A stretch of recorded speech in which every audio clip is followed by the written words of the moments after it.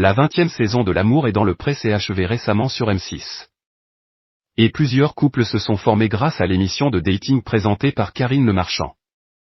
Gilles et Isabelle sont heureux et épanouis tandis que de leur côté, Laurent et Laurence s'apprêtent à passer un grand cap l'été prochain. Mais tous les agriculteurs de cette édition ne sont pas repartis des étoiles plein les yeux.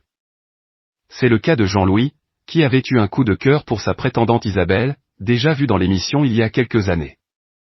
Sauf qu'entre eux, la magie n'a finalement pas opéré. Pire encore, Isabelle révélait avoir complètement sombré après L'amour est dans le pré. J'étais sur le fil du rasoir. J'étais à 2 doigts de me suicider, je ne le cache pas, expliquait-elle.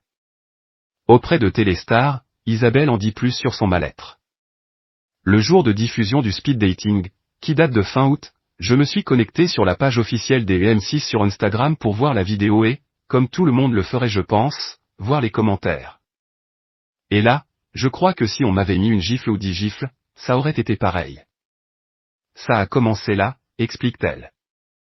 Et de poursuivre, expliquant que c'est la diffusion et surtout les critiques virulentes qui l'ont poussé à vouloir commettre l'irréparable, ça a été encore pire quand l'épisode où il vient à Dunkerque a été diffusé, quand on met un terme à notre relation d'un commun accord.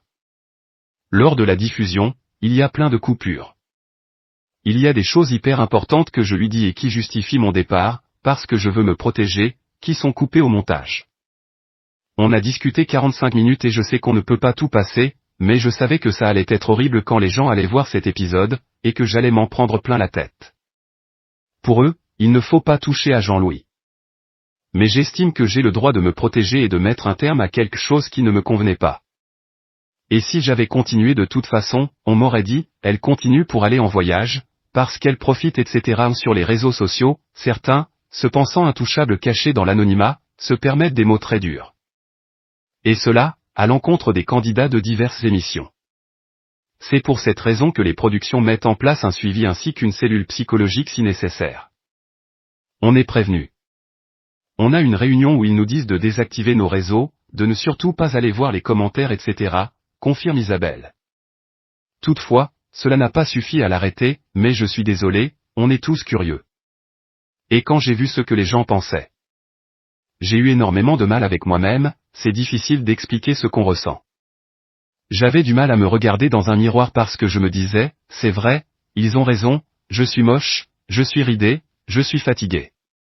J'ai changé la couleur de mes cheveux parce que j'avais peur de rencontrer des gens virulents dans la vraie vie.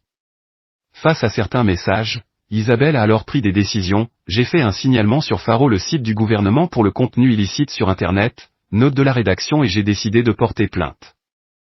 Ça va beaucoup trop loin, et c'est en partie à cause de tout ça que j'ai pensé mettre fin à mes jours.